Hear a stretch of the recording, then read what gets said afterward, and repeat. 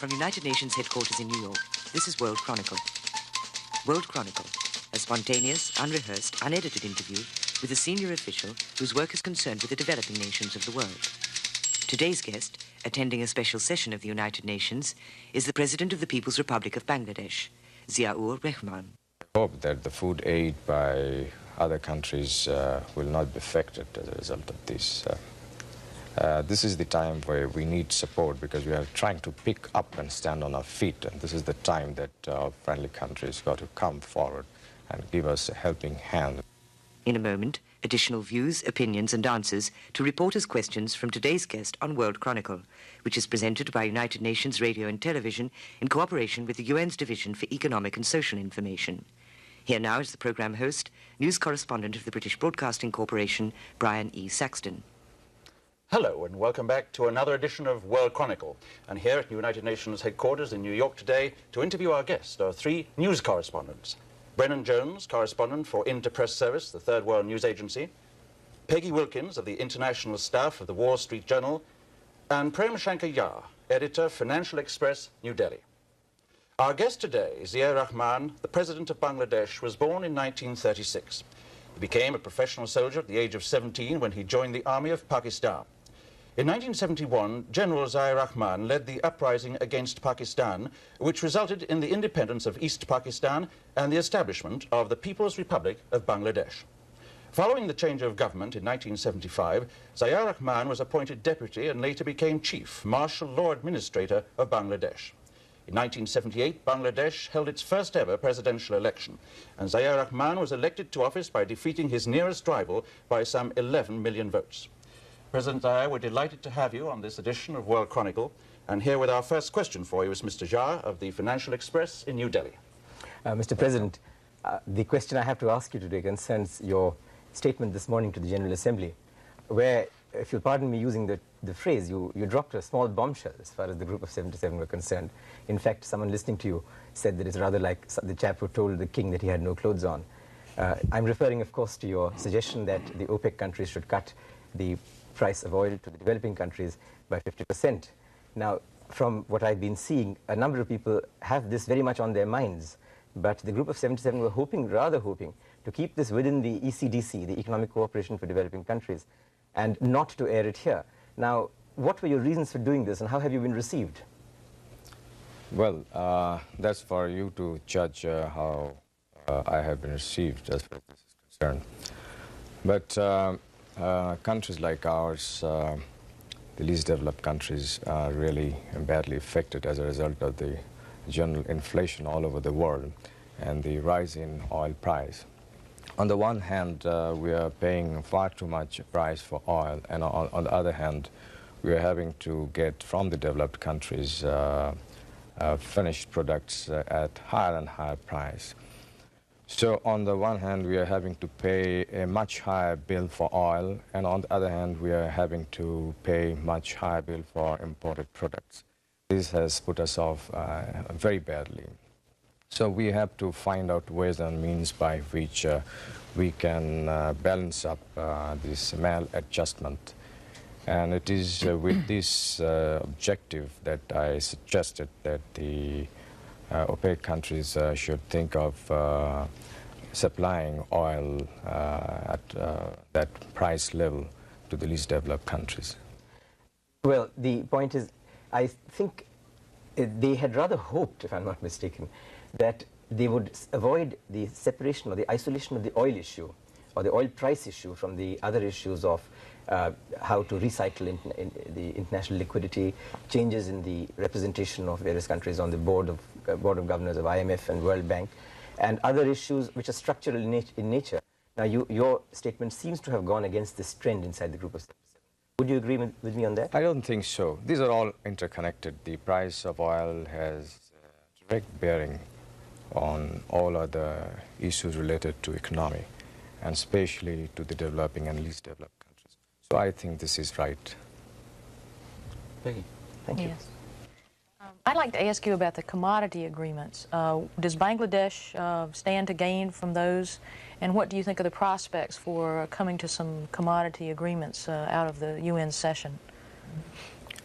Would you just clearly say what you would like to know? Okay, the agreements that would stabilize prices of commodities, and I assume that you would benefit through jute, for your jute and for your tea, perhaps other commodities. Can you comment on what the United Nations is about to do in terms of stabilizing commodity prices and how Bangladesh could benefit? Yeah, thank you very much.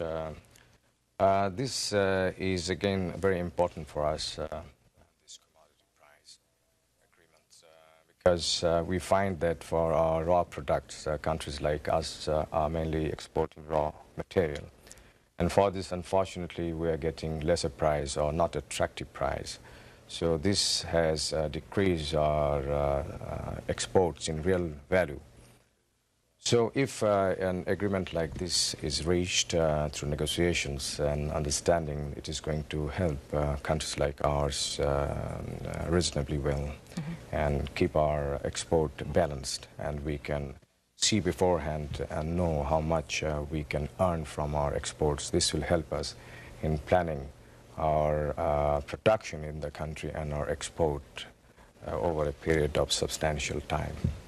And specifically, your exports that would benefit would be jute, tea? Yes, jute, tea, leather. Leather, yeah. Yeah. What do you think the prospects are for an agreement that will benefit the countries? Well, as I said this morning, it's not an easy thing. But we got to keep moving with the negotiations and find out new formulas which could be acceptable to all the parties, and especially formulas which will, in real time, benefit countries like ours. Here, I would like to say one thing, and that is that some of the countries like ours have a lot of untapped resources, unexplored resources, unutilized resources, natural resources.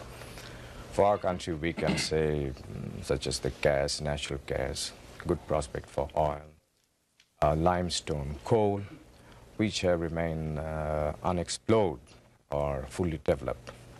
So, this way, we would be able to foresee our exports and plan our economy. Mr. President, I'd like to get back to the question about the bombshell that you dropped this morning. The talk in the corridors of the UN and amongst many delegates is that we might see a split here in the group of 77.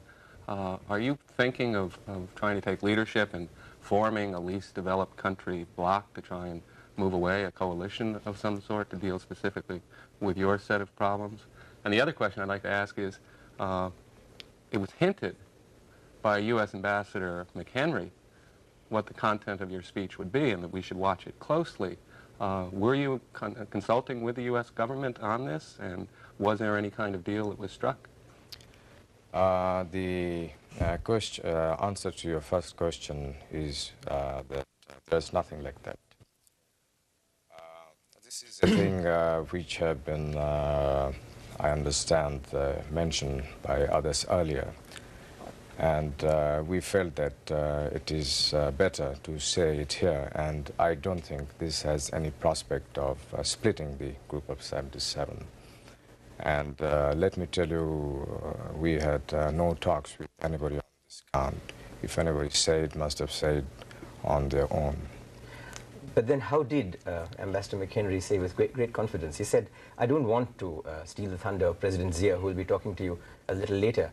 But you should listen to the speech being given by the President of Bangladesh and what he has to say about the energy question and the price of oil. I'm just quoting him. Well, I think you should ask him to answer this question. He must have good intelligence. I'd like to refer to a very interesting magazine article recently, sir, which described you as being the super salesman from Dhaka, taking the message around the world that Bangladesh has a stable government and is emerging as an attractive trading partner for both East and West. Did you see that? And if you didn't, how would you react to that? Well, I don't know, but during the last 1 or 2 years, I have undertaken trips to really many countries, both in the East and the West. The object, one should have understood that we were colonized for a long period, as a result of which we remain undeveloped, whereas we have tremendous resources Firstly, the land is so fertile, and in agriculture, our return is so low. As I said a few minutes ago, we have several others very valuable natural resources which have remained undeveloped, unexplored. For this, we got to talk to people who have the money, who have the technical know-how. And apart from this, being a new country, I had decided to visit as many countries as possible. And I think these visits have really helped us a lot to project Bangladesh in other countries and discuss with those countries' leaders as to how economic cooperation could be built up. And as a result of these visits, our assistance from abroad has increased over the last 2-3 years, and the economy in our country are gradually picking up. May I come to a related question to this one, which is the one of, shall we say, regional cooperation. One of the problems that we all face in common is, in fact, the oil price, if you like, the balance of payments problem.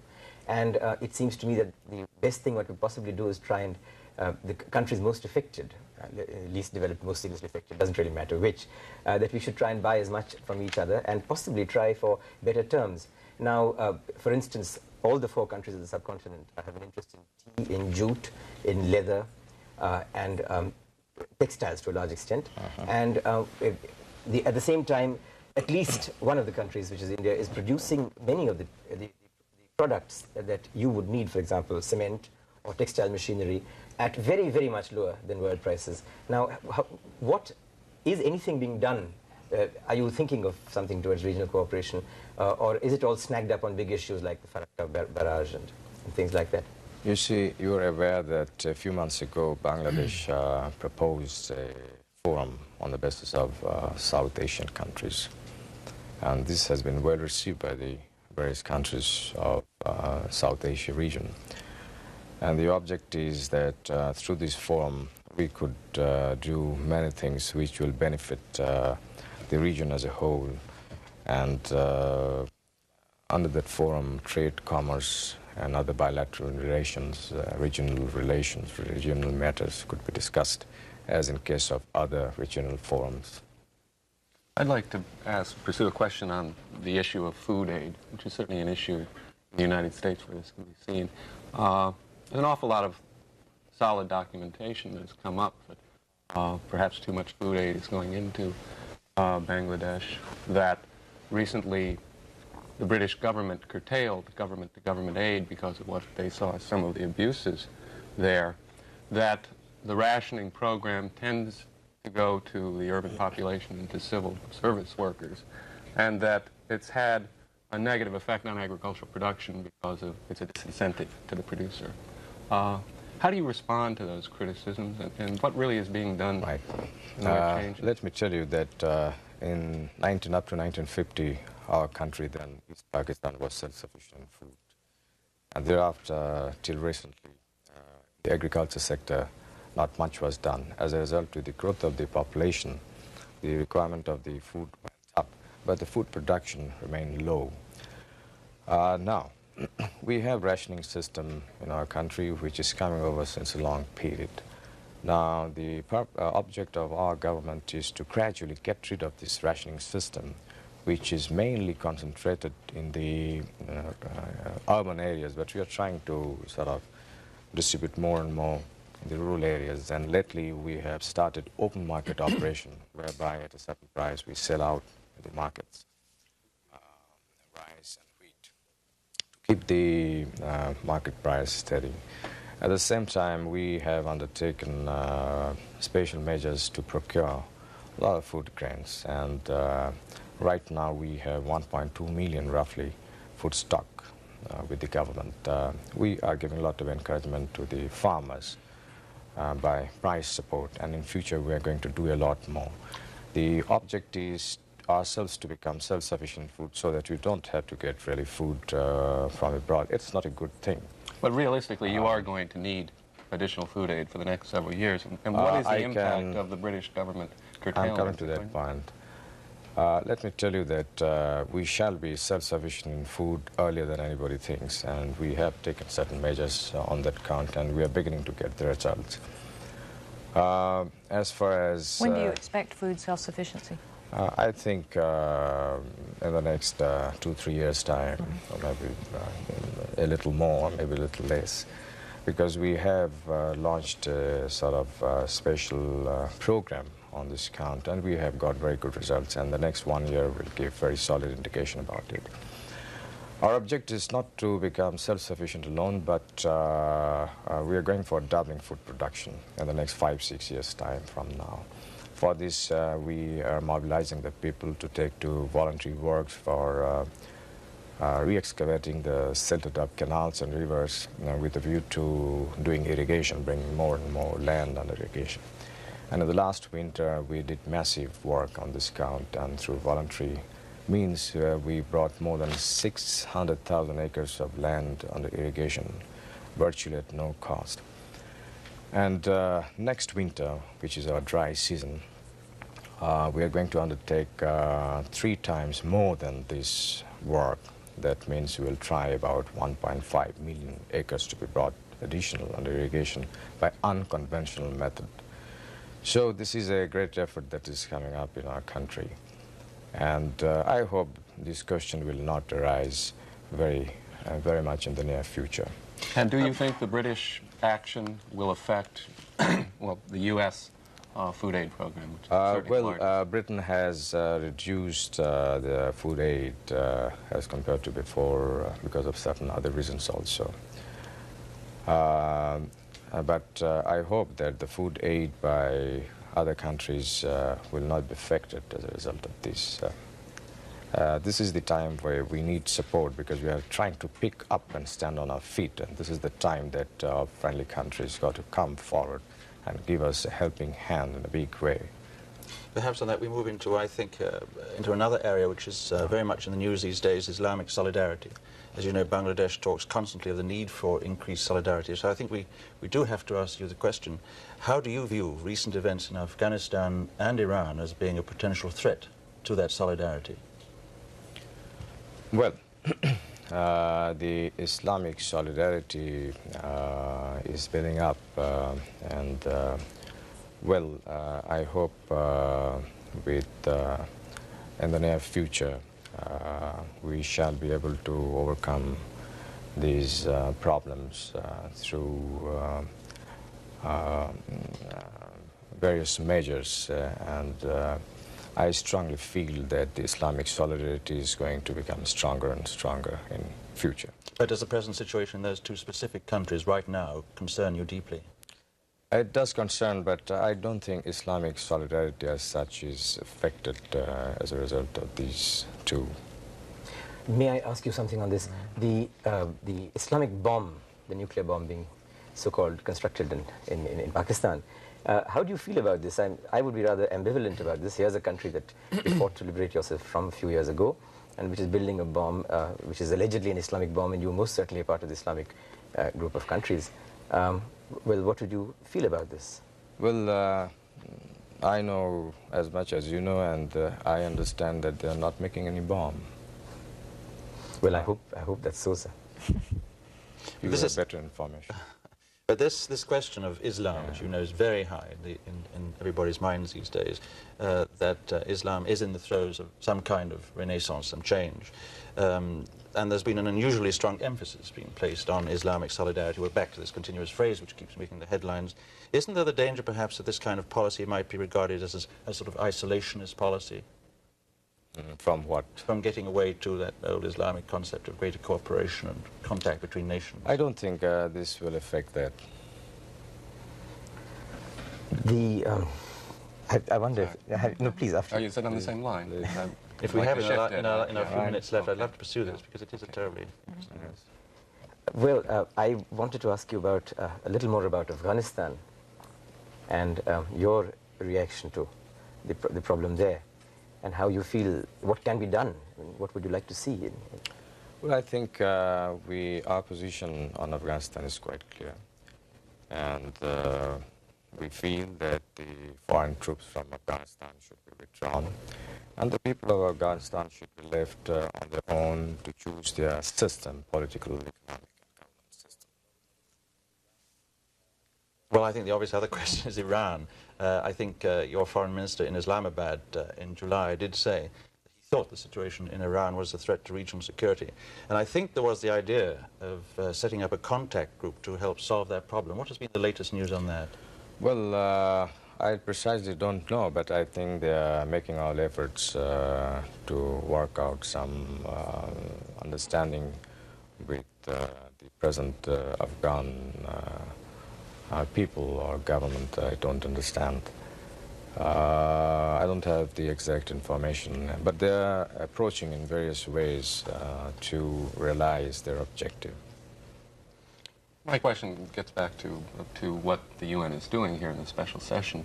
I think most people have the assessment that not much is going to come out of it, which leaves Pakistan, or Bangladesh, very much in a situation like a lot of developing countries.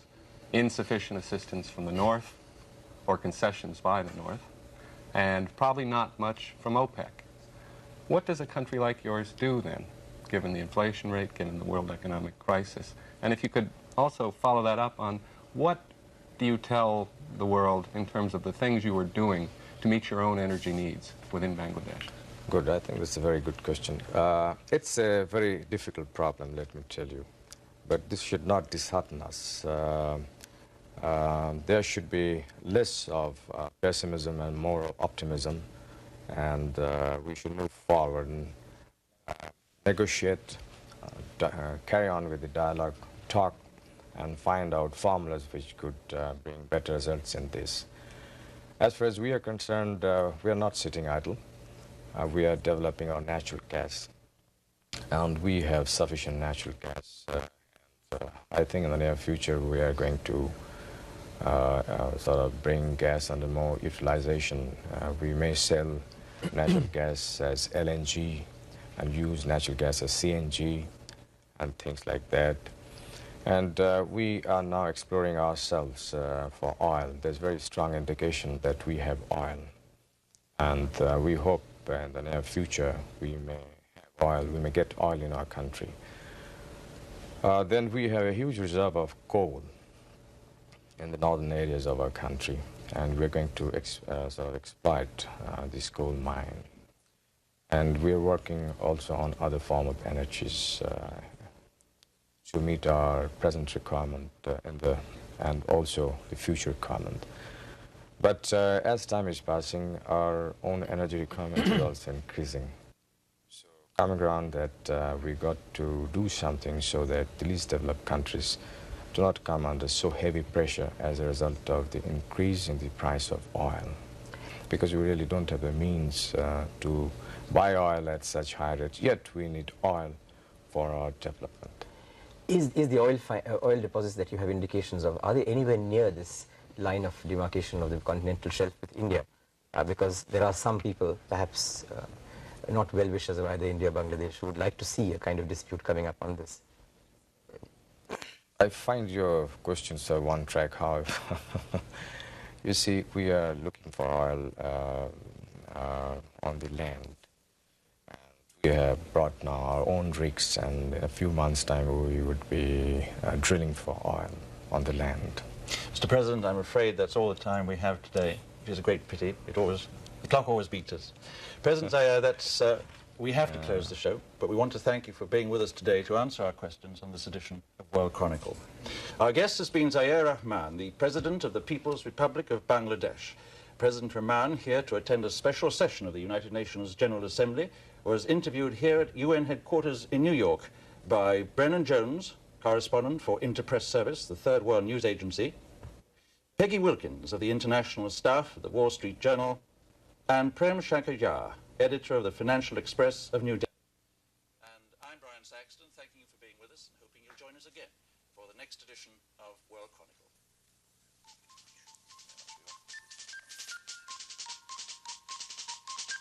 Transcripts of these interviews may be obtained without cost by sending a stamped, self-addressed envelope to World Chronicle, United Nations, New York, 10017. World Chronicle is broadcast in developing and developed nations worldwide and features senior officials whose work is concerned with the developing nations of the world. in spontaneous, unrehearsed, unedited interviews conducted by reporters from press, radio and television. World Chronicle is a public affairs presentation of this station. It is produced by United Nations Radio and Television in cooperation with the UN's Division for Economic and Social Information. This is Tina Jorgensen speaking.